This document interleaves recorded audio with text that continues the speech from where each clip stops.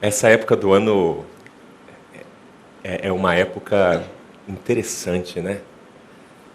As coisas, os shoppings ficam mais shopping, né? Eu não sei se você até dá vontade até de ir para supermercado antes das filas, né? Mas assim, o supermercado tem música, sabe, de Natal tocando.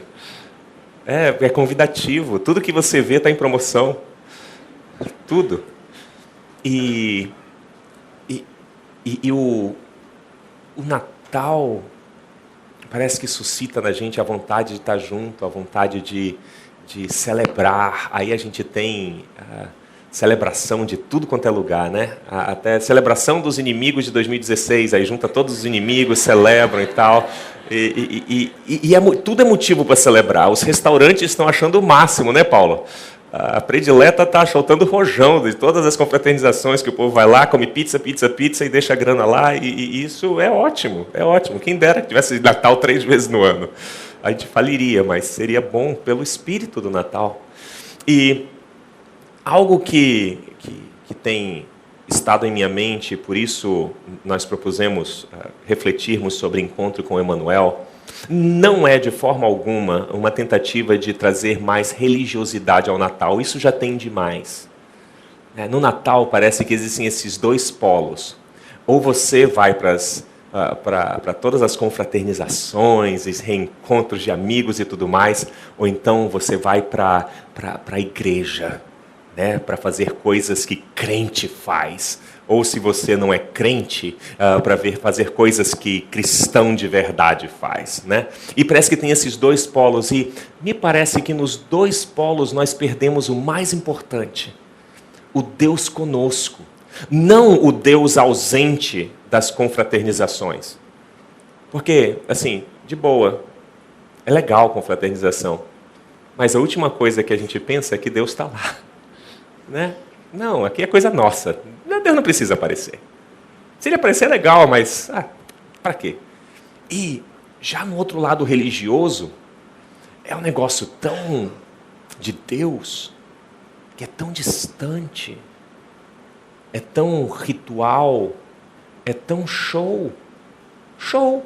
E show é legal. Nada contra show. É legal você sentar, cruzar as pernas, um certo entretenimento gospel, gostoso, bom, e relembrar das verdades do Natal. E o Natal tem verdades maravilhosas, como anjos anunciando o nascimento de Jesus, Maria concebendo, antes disso, Maria concebendo e dando à luz um filho, José e Maria não encontrando um lugar por causa de todas as implicações de ter uma mulher grávida que estava quase para parir. E todas essas lembranças são maravilhosas. O nascimento do nosso Salvador, uau! Mas é tão fácil nós nos perdermos nas cantatas, nos cultos, nos momentos de encontro na igreja. E mais um Natal passa.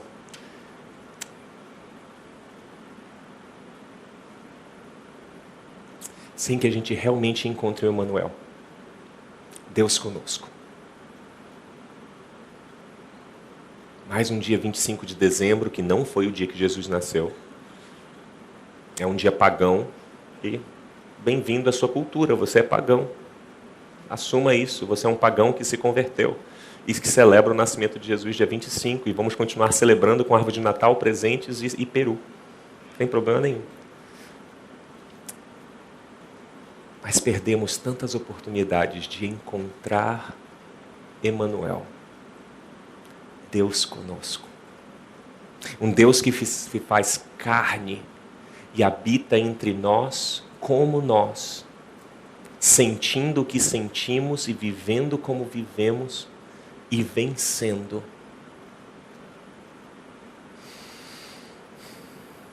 Eu espero que você não encare essa afirmação simplesmente como clichê. Mas eu espero que você encontre Emmanuel esse ano. Que você encontre Deus, homem, Deus conosco. Há tanta fantasia no Natal que é fácil perder de vista a realidade. É muito fácil sermos entretidos pela correria dos presentes, pelo Papai Noel aqui em Manaus, vestido como se estivesse no Polo Norte. Todas as danças e festas e o shopping dizendo venha, venha, venha. E você está no shopping hoje, compre, não saia daqui sem comprar. Eu ainda terei que comprar, eu não sei como. O cartão de crédito já está no toco. Mas, de alguma forma, a gente vai comprar alguma lembrança, né? É sempre assim. Você faz parte da nossa cultura, meio que não pensante, capitalista. Mas eu espero que encontremos a realidade. No domingo passado, nós falamos a respeito de um homem, Nicodemos, que teve um encontro escondido com Jesus, porque ele tinha algumas reputações a preservar. Se expor no encontro cara a cara com Emanuel podia significar a perda de um certo status. Mas ele queria tanto ver Jesus que ele, escondido à noite, às escuras, ele encontra Jesus. E ouve de Jesus algo estranho para alguém que conhecia a lei como pouquíssimas pessoas da época dele. Ele era um mestre da lei, era um fariseu, um político religioso, alguém que estava na liderança do povo de Israel com relação à lei de Deus. E ele ouve do Emanuel que, para que ele encontrasse vida, ele precisaria nascer de novo, ou melhor, morrer e reviver. Como Jesus mesmo depois, de forma real e material, faz. E aquilo dá um nó na cabeça de Nicodemos, ao ponto de ele dizer audivelmente a Jesus, mas como é que eu vou entrar no ventre da minha mãe de novo e nascer? E Jesus, eu vou ter que explicar. E ele explica que assim como nascemos da carne, precisamos nascer no Espírito e precisamos encontrar nova vida através do Filho. E é aí que entra aquele texto clássico de João 3,16, de porque Deus amou o mundo de tal maneira que deu o seu Filho unigênito para que todo aquele que nele crê não morra, mas tenha a vida eterna. E é esse o ponto do novo nascimento. Uma nova vida em Jesus. Uma nova vida com Emanuel, uma nova vida sendo nova criatura em Cristo, no reino. Esse foi o encontro com Nicodemos. Depois nós ouvimos falar de Nicodemos. Existe um momento em que Nicodemos, em discussões no Sinédrio, que era a Suprema Corte, bem diferente do Supremo Tribunal Federal de hoje em dia. Não, era exatamente igual. Tensões políticas, interesses, conluios, conchavos, coisas por debaixo do tapete, por debaixo dos panos, debaixo da mesa. Exatamente, eu acho que toda a Suprema Corte é assim. Somos humanos, infelizmente corruptos. Não seja, se transforme, seja uma nova criatura. Mas depois de encontrar Jesus às escuras, Nicodemos defende o Evangelho e a mensagem de Jesus perante o Sinédrio. Certa vez, em discussões que eles estavam tendo a respeito desse novo maluco que estava causando arruaças em Jerusalém. E no final da história, narrada pelos evangelhos, Nicodemos aparece ao lado de José de Arimateia. Você lembra quem era José de Arimateia? Quem foi? Quem lembra? Levanta e grita. Ninguém lembra.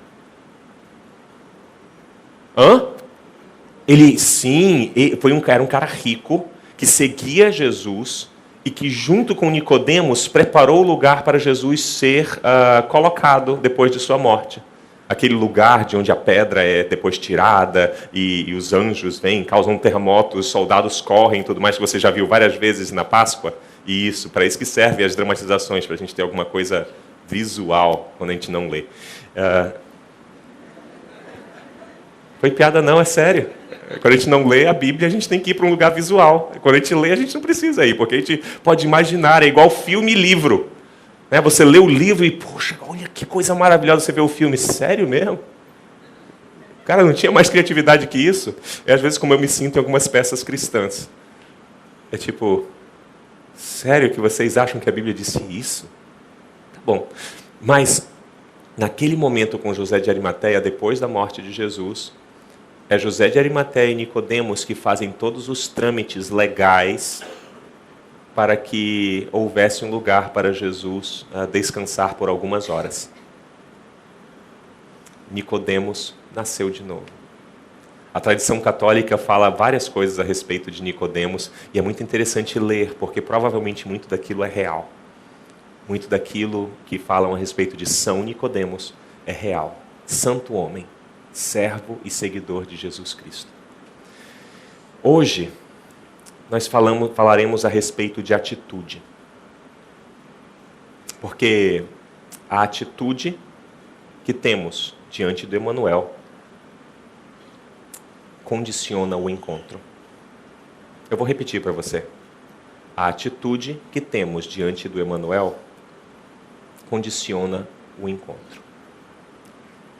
Nós vamos ler a Bíblia no Evangelho de Lucas, no capítulo 7. Se você puder abrir a sua, eu abrirei a minha aqui também. Eu queria que você começasse a construir um novo costume. Sabe aquelas resoluções de fim de ano ou de início de novo ano? Sabe o que é? Cara, vocês estão se comportando muito como igreja, cara. Vocês podem se comportar mais como comunidade? Amém! Glória a Deus! Aleluia! Pronto, beleza, não estou sozinho. Vocês sabem as resoluções de início de ano? Legal, vocês estão aqui comigo, que coisa boa. Que tal uma resolução? Eu não quero fazer com que você gaste dinheiro. Não. A última coisa que eu quero fazer é reproduzir o sistema capitalista aqui, tá bom? Mas eu queria fazer um trato com vocês para o ano de 2017. Eu sou fã de tablets, gadgets e tudo mais que tem, de qualquer marca que for, porque a Apple também dá problema, tá bom? E eu sei que é problema, tá? Mas a Apple dá problema. E eu sei de todas essas coisas, e é muito legal ter Bíblia aqui no tablet, no celular, e tá no ônibus, você tá lendo, tá no carro, não leia, dirija, mas é bom ter tudo lá, mas tem alguma coisa entre papel, tinta e mão e olho que é diferente. Porque mesmo você sendo moreno ou morena, você às vezes quer marcar. Eu estou brincando, tá, gente? Você pode marcar, você pode usar, né, aquele marca-texto, você pode escrever, vale escrever. Só não vale arrancar a página quando você não gostar do que está sendo dito. Tá bom? Senão vai ter pouca página na sua Bíblia. Se eu fosse arrancar tudo que eu queria que tivesse fora, eu acho que tinha 2 páginas. Mas que você comprasse uma.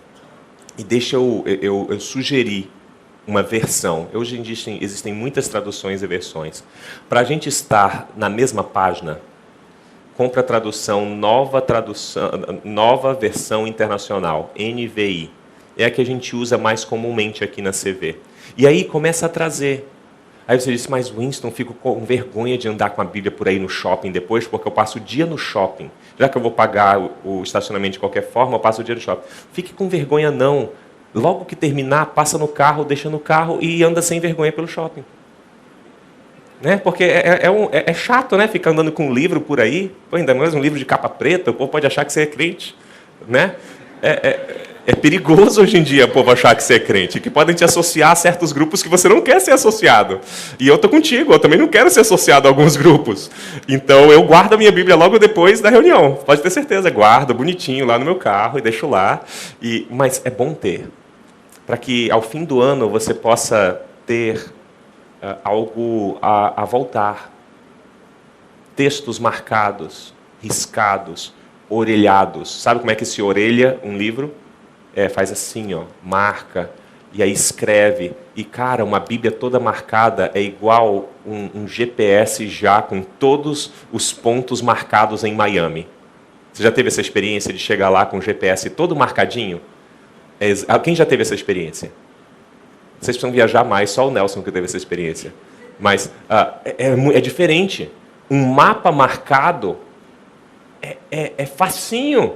Você não precisa nem pensar. Está todo marcadinho, e ainda mais se foi você que marcou. Agora, pegar um mapa recém-comprado é frustrante.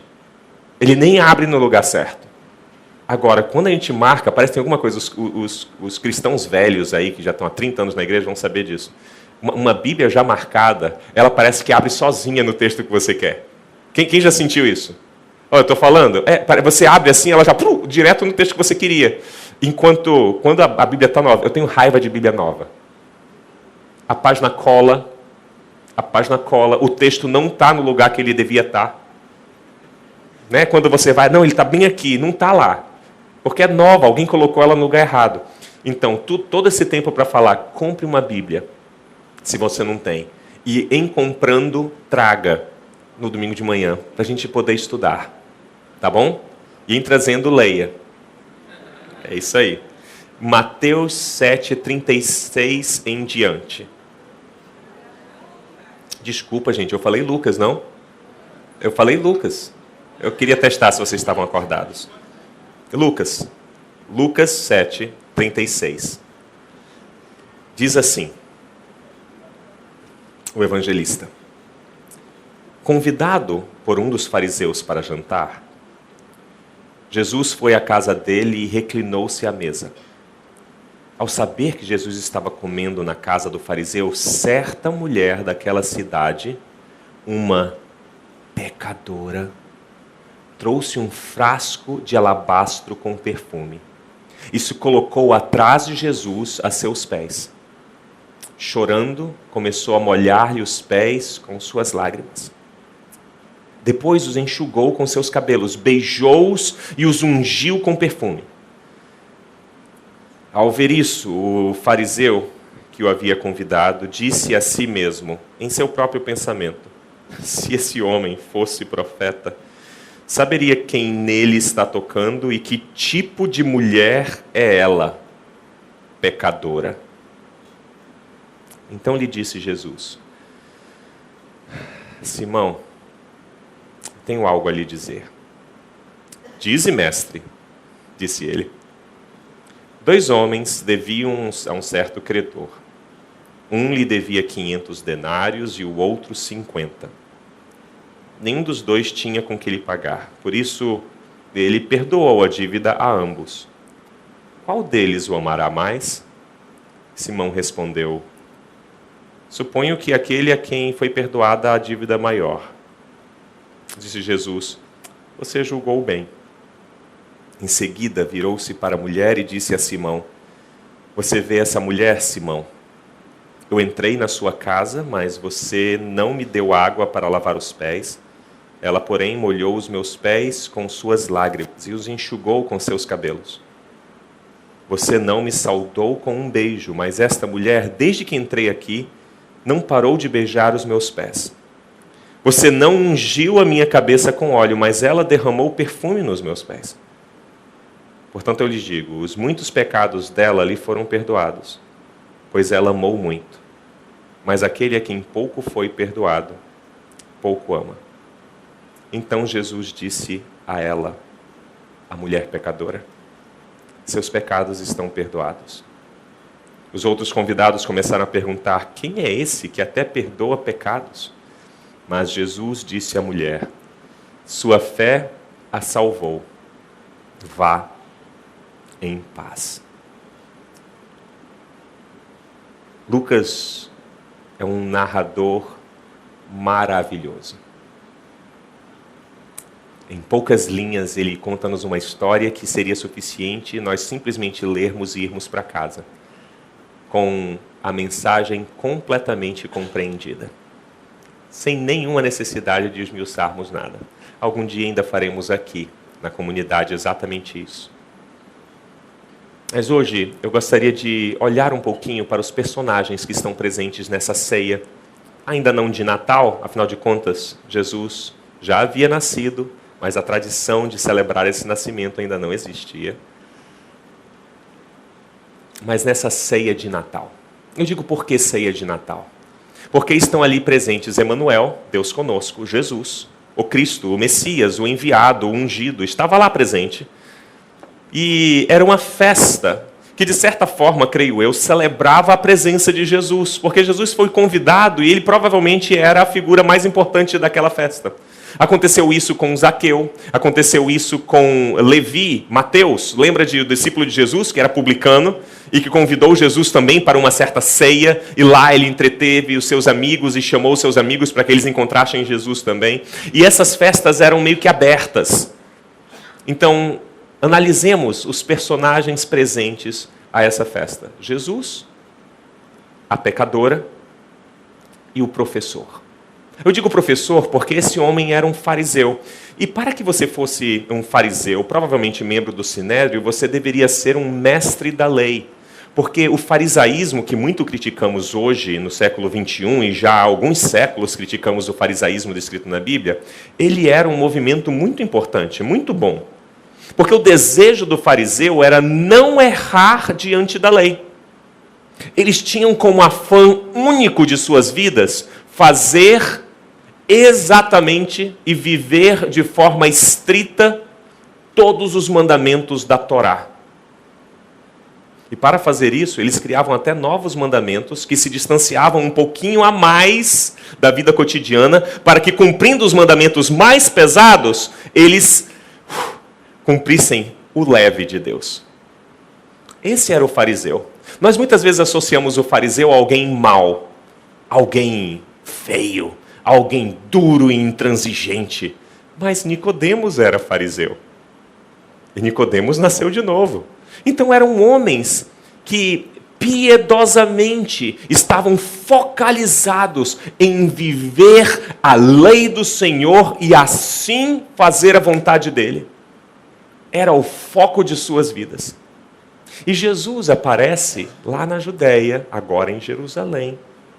E aparece falando coisas estranhas, mas mais ainda fazendo coisas estranhas. Ele tocava leprosos. E mais, ele os curava. Ele falava a respeito da lei como alguém que conhecia a lei, mas conhecia a lei não de fora para dentro, mas de dentro para fora. Falava como alguém que havia feito a lei, e não simplesmente alguém que ensinava a lei sem autoridade. Ele era estranho. E por Jesus ser estranho, pessoas o convidavam meio que para analisá-lo. Meio que para mais próximos poderem ver qual é a de Jesus. Porque quando aparece alguém estranho falando baboseira, ou é um louco e nós descartamos, ou alguém que nós precisamos entender bem que ele pode, de repente, acabar com o nosso sistema. A pecadora cai ali meio que de paraquedas. Ela não cabe naquela festa. Ela nem convidada foi. Ela jamais seria convidada porque provavelmente o fariseu só a conhecia por alguns amigos que provavelmente já haviam usado os préstimos da pecadora.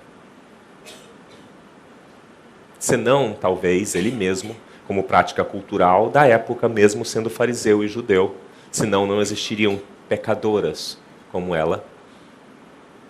Talvez até mesmo ele já tivesse usado seus préstimos. Não quero julgá-lo, afinal de contas não sou fariseu. Mas aquela mulher era uma mulher conhecida na cidade não pela sua boa reputação. Ela não era conhecida na cidade como o fariseu era conhecido, provavelmente membro do Sinédrio, se não membro do Sinédrio, bem quisto em alguma sinagoga como professor, rabino, mestre. Não era conhecida como Jesus, como um homem que estava fazendo coisas estranhas, mas de tão diferente, eloquente e presente com Deus, era notório. Aquela mulher era conhecida e reconhecida em sua cidade pelo seu pecado. A sua fama a antecedia.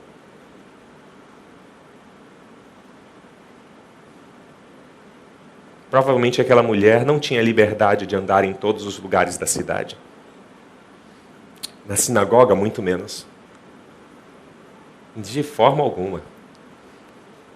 Como uma pecadora numa sinagoga. No templo, jamais. Aquela mulher não tinha os mesmos privilégios do fariseu. O fariseu era louvado pela sociedade e precisava ser. Mesmo que tenhamos uma visão pejorativa dos mestres e da época de Jesus, aquele homem era um homem de vida provavelmente digna. Ele estava presente às sinagogas, ensinava a palavra de Deus, estava presente dentro do templo, adorando a Deus como bom judeu, homem, provavelmente patriarca de sua família, ele precisava ser admirado. Longe de mim dizer isso, não. Mas aquela mulher era deplorável. E ela sabia disso. É por isso que, provavelmente, mesmo sem ser convidada, ela invade a festa. Mas invade de uma forma silenciosa. Ela não é parte de um movimento popular que vai entrar na casa de um fariseu e dominar a festa e acabar com ela. Não. Ela entra sorrateiramente. E se posta no lugar mais pequeno e insignificante da ceia. Num lugar de escrava. Eram ali que se postavam os escravos da época. Provavelmente o que acontecia naquela época, porque as mesas eram mesas que estavam ao chão, bem próximas ao chão, e não mesas como temos hoje, com cadeiras e mesas a 1,60 m de altura do chão, mas mesas que, por serem próximas do chão, aqueles que estavam na ceia se reclinavam com os pés para trás, e comiam com as mãos que estavam disponíveis para comerem, mas provavelmente nessa posição em que me encontro. E os pés, então, ficavam para trás, e os servos, muitas vezes, depois da festa começar, tratavam do que era necessário, seja lavagem de pés, ou lavagem de mãos, ou seja o que fosse necessário, estavam por trás, tratando dos convidados especiais. Aquela mulher se posta no lugar de um escravo. Porque, na verdade, ela era pior que um escravo. Ela era uma personagem abjeta. Ela era desprezível. E ela sabia disso.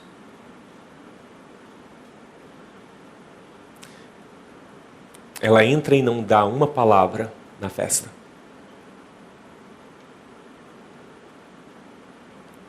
Você nota que em toda a narrativa não há uma sequer palavra, além dos soluços.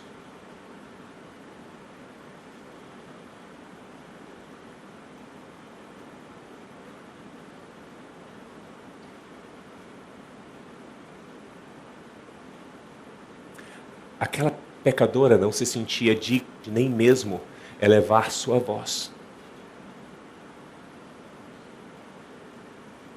Mas contra tudo e todos, ela se posta aos pés de Jesus e serve Jesus com as suas lágrimas e os seus cabelos, lavando os pés lamacentos, e traz um perfume, provavelmente produto de sua profissão, e unge os pés de Jesus com o perfume de uma prostituta.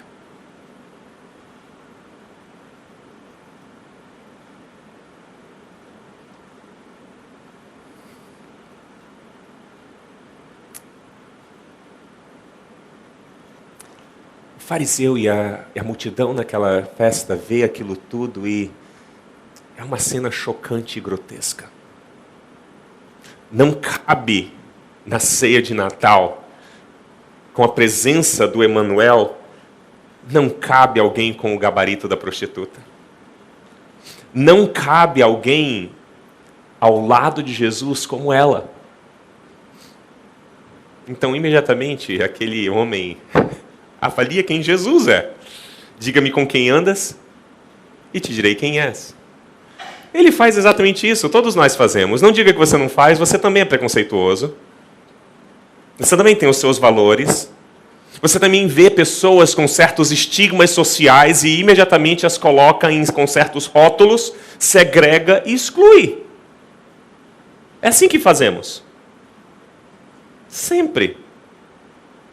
Não diga que você não faz. Eu faço. Então não seja tão rápido em criticar o fariseu. Provavelmente eu e você faríamos a mesma coisa, porque fazemos isso todos os dias em restaurantes, drogarias, na rua, na igreja, no teatro, no shopping. E quando envolve santidade e vida com Deus, fazemos isso muito mais. Porque existem certos padrões a serem seguidos. E existem. Existe sim. Existe sim a vontade de Deus. Lê Mateus 5. Eu desafio você a ler Mateus 5 e ver os padrões que Jesus coloca para todos nós. São padrões bem altos, por sinal. Então todos nós avaliamos uns aos outros de alguma forma, mas aquele homem, aquele fariseu, avalia Jesus, Emanuel, Deus conosco. O verbo que se fez carne. Ele avalia Jesus pelas pessoas que estavam ao lado de Jesus. E a pessoa que estava aos pés de Jesus era o tipo de pessoa com quem Jesus sempre se relacionava. Por alguma razão, os mais podres são atraídos por Jesus. De algum modo, pecadores são atraídos por Jesus como moscas e mosquitos à luz. Às vezes inconscientemente. Cegos, coxos, doentes, leprosos, publicanos, pecadores, prostitutas. Eles chegavam a Jesus às multidões, como ovelhas sem pastor, sedentas, famintas por algo mais, mas sem nenhuma expectativa. É interessante que, para aquele fariseu, Jesus não era santo o suficiente. Afinal de contas, imagina você deixar uma prostituta tocar os seus pés. Eu tenho cosquinha no meu pé. Eu não quero uma prostituta pegando no meu pé. Mas Jesus deixa. Jesus parece ter uma intimidade desconfortante com aquela prostituta. Desculpe eu chamá-la assim. A pecadora de certa cidade é um eufemismo para a prostituta. Porque não cabe colocar isso nas Sagradas Escrituras.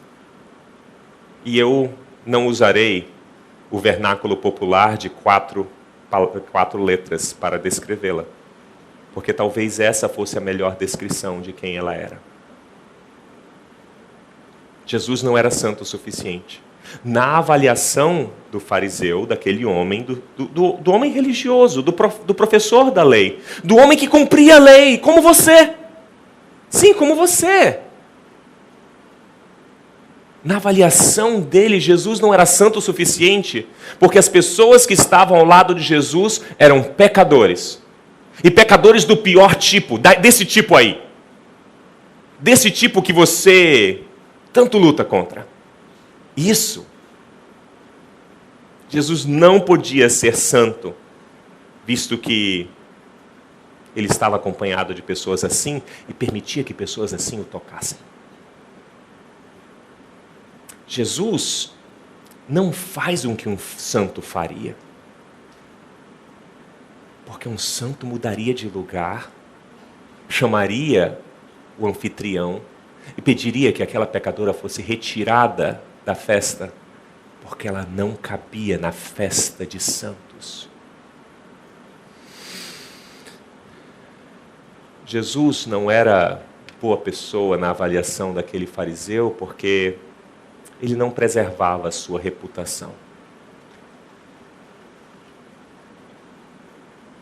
A sua reputação estava em frangalhos. Ele andava com arruaceiros. Os pecadores piores da cidade eram quem o amavam. E quando ele falava com pessoas de bem, ele sempre falava para dar nó na cabeça deles. Jesus não pode ser gente boa. E naquele momento Jesus desafia as crenças mais basilares daquele homem. Como Jesus faz conosco todas as vezes que o encontramos. Jesus desafia nossas crenças. As crenças que criamos para nós mesmos. Desafia os nossos padrões. Jesus não pode ser gente boa se ele desafia o meu sistema de crenças. Afinal de contas, foi a igreja que me ensinou. Quando eu era pequeno, eu fui ensinado que existem pessoas boas e pessoas ruins. Pessoas boas entram na lista do Papai Noel, pessoas ruins, não. Então, you better not shout, you better not pout.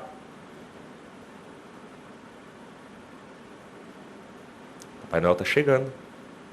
Se você não for um bom menino, você não ganha presentes. Nós somos ensinados assim. Na avaliação nossa, Jesus não pode ser uma boa pessoa se ele diz que não é bem assim que funciona. Na verdade, Jesus contou uma parábola que foi mais ou menos assim. Certo dia, chegou ao local de orações um fariseu, provavelmente amigo desse cara que fez a festa, e um publicano. E o fariseu estava num canto bem óbvio do local de orações, com as mãos acima, agradecendo a Deus por ele ser quem era e não ser como os demais, inclusive aquele pecador. E quietinho no seu canto de pecador, publicano. Provavelmente bem encolhido, porque é assim que pessoas conscientes de seu pecado ficam. Estava um publicano, um fiscal da fazenda corrupto, provavelmente, servindo o Império Romano e corrompendo pessoas para o seu próprio enriquecimento. E este homem dizia então: Senhor, perdoa por eu ser quem sou.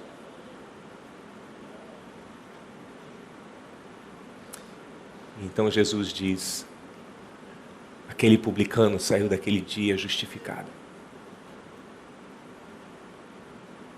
Outra história que Jesus conta, que desafia nossas crenças, é a história dos trabalhadores e o salário, que eu chamo assim. No início da manhã, cedinho, para os madrugadores, o mestre da obra chama trabalhadores para trabalhar pelo salário de uma diária.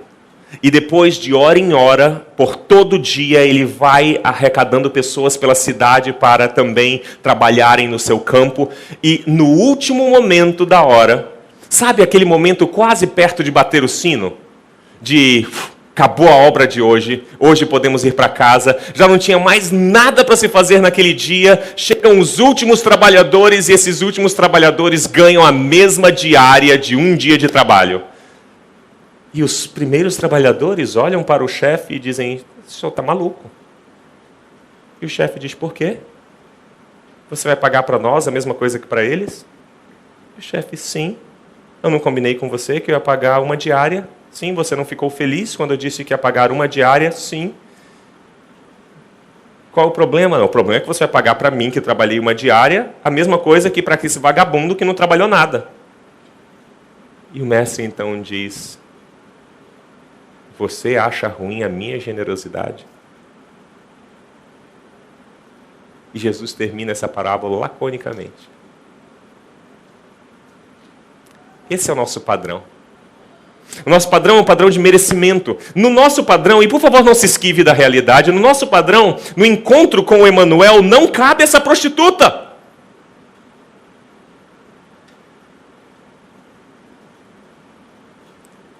Cabe o mestre da lei,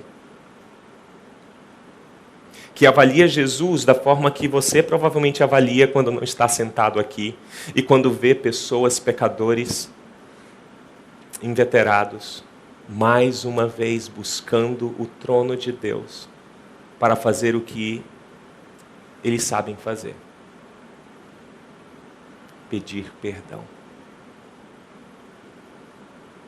Jesus parece desdenhar do nosso sistema religioso. O Emmanuel parece fazer isso. Nós inventamos tantas coisas e Emmanuel vem, Deus vem e diz, não, graça. Eu acolho,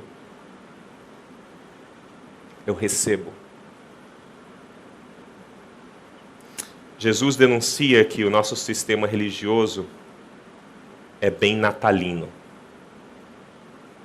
é bem fantasioso.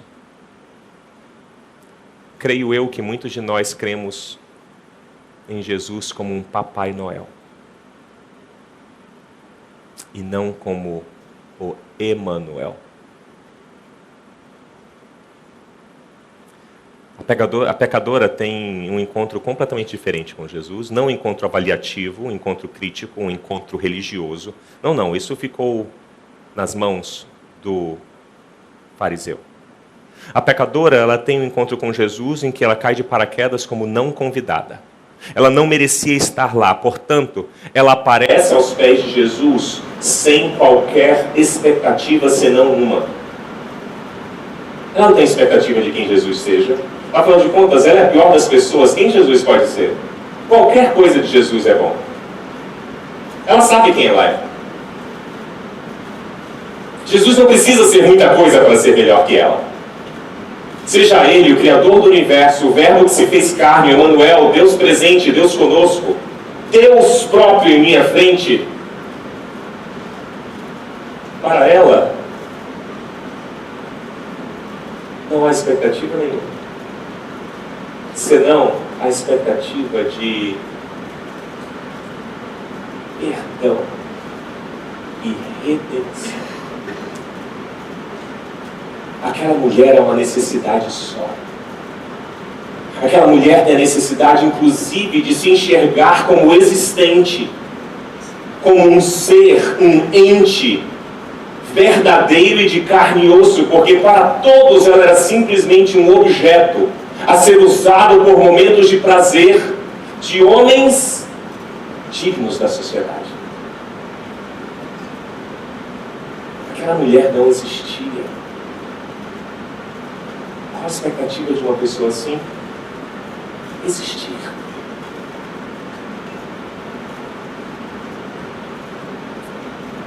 Isso não está escrito na Bíblia, porque é difícil descrever olhares. Mas imagine o olhar de Jesus para aquela mulher. Olhar completamente diferente do fariseu.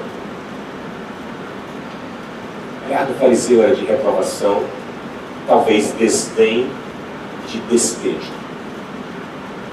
O olhar da multidão, provavelmente um olhar de desaprovação e piada. Mas o olhar de Jesus.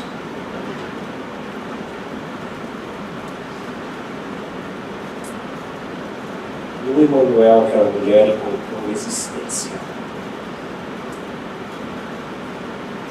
Ela não tinha que esperar de Jesus, mas nele ela encontrou existência. Porque para Jesus ela não era mais um objeto. Para Jesus ela era ela. Talvez pela primeira vez na vida, aquela mulher foi olhada por um homem do sexo masculino. Foi olhada como uma mulher digna.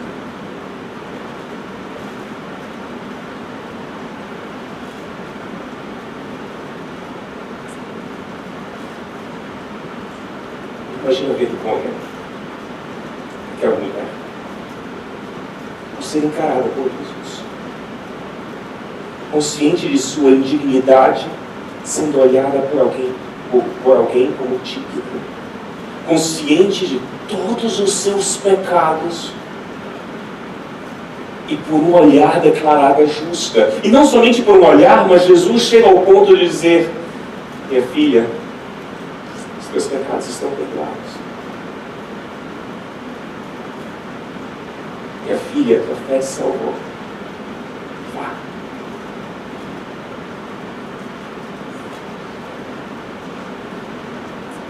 Naquele dia, aquela mulher encontra o Emanuel. Ela tinha provavelmente a convicção de que Jesus de Nazaré era Messias, o enviado de Deus,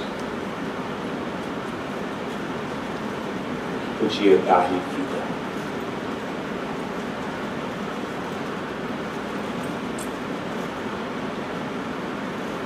Nossa experiência de vida cotidiana, nossa experiência de Natal, nossa expectativa condiciona o encontro. Eu retirei para que isso seja bem claro para você. Nossa vida cotidiana, nossa lida diária com Emanuel, Deus, nossa expectativa condiciona o encontro. Se não refletamos um pouquinho em nossas vidas a história que acabamos de ver. Se chegarmos a Emanuel como religiosos, santos, merecedores, com a vida organizada, inconscientes de nossa identidade, inconscientes de nossa natureza, inconscientes do nosso pecado, inconscientes da nossa não existência,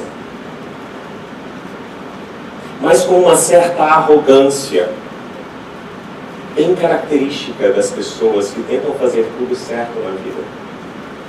Isso é digno, continue tentando.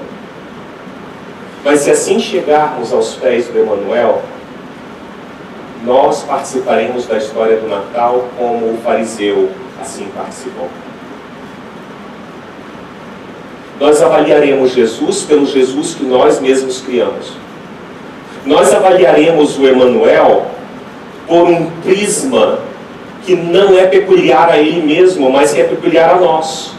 Por um prisma do nosso sistema, seja ele sistema religioso ou até mesmo o sistema capitalista que temos, em que você é o que você tem e você recebe o que merece. É assim que avaliamos, se chegarmos assim a Jesus. Entretanto, se chegarmos a Jesus com um espírito de prostituta, ou se é mais fácil digerir para você um espírito de pecador, nós chegaremos a Jesus silenciosos, humildes. E chegaremos na ceia de Natal em que Emanuel está presente e, humildes e silenciosos, não teremos nenhuma outra reação senão lavar os pés de Jesus com as nossas lágrimas.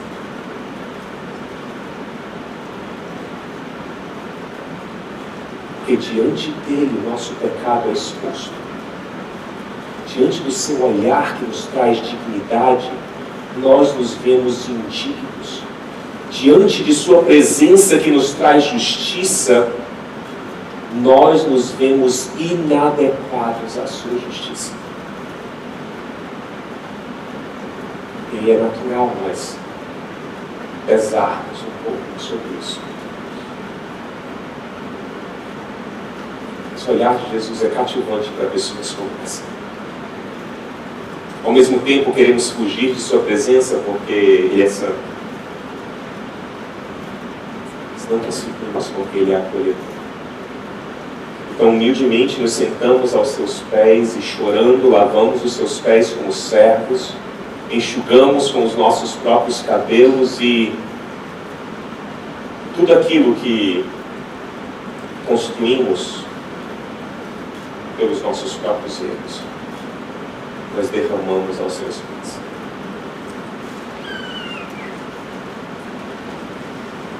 Quando temos o Manuel numa festa, nós podemos nos tornar dois e somente dois personagens.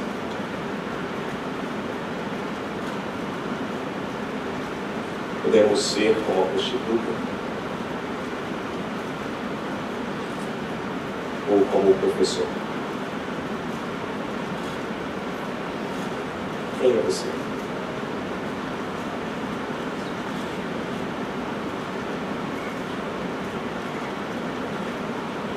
Nessa festa com o Manuel,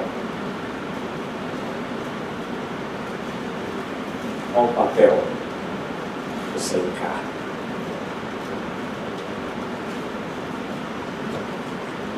Naquela noite, aquele fariseu provavelmente se tornou ainda mais fechado ao Evangelho de Jesus Cristo. Ele já tinha um sistema bem fechado que funcionava. Um sistema legal, um sistema legalista, um sistema religioso bem redondo. Aquele fariseu saiu dali provavelmente revoltado com Jesus Cristo, o Messias.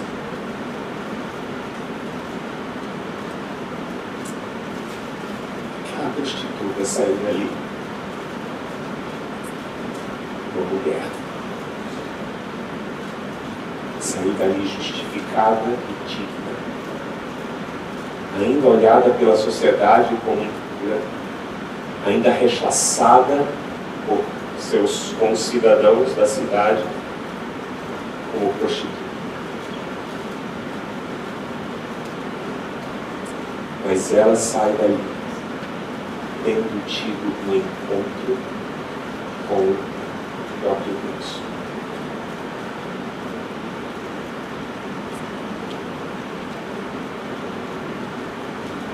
Queria convidar você hoje.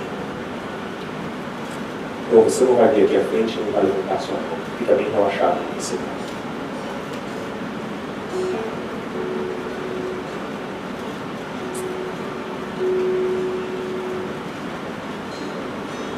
Mas eu não podia terminar hoje sem te dar a oportunidade de encontrar Emmanuel.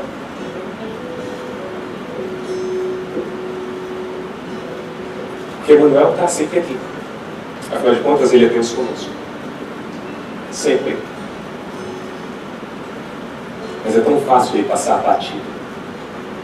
Nas nossas avaliações, nos nossos sistemas, nas nossas ceias, nos nossos ritos, as formas pré-programadas como descrevemos o que é certo e o que é errado, e não entendam mal, há certo e há errado, há verdade e há mentira. Mas é tão fácil perdermos de vista e não conseguirmos enxergar que Deus está conosco.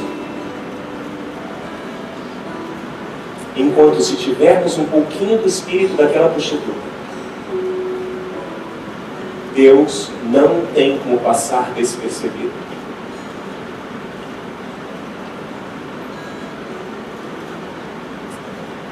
Porque Ele é a única esperança que temos. Se o seu desejo é sentar aos pés de Jesus, as suas lágrimas lavar os seus pés,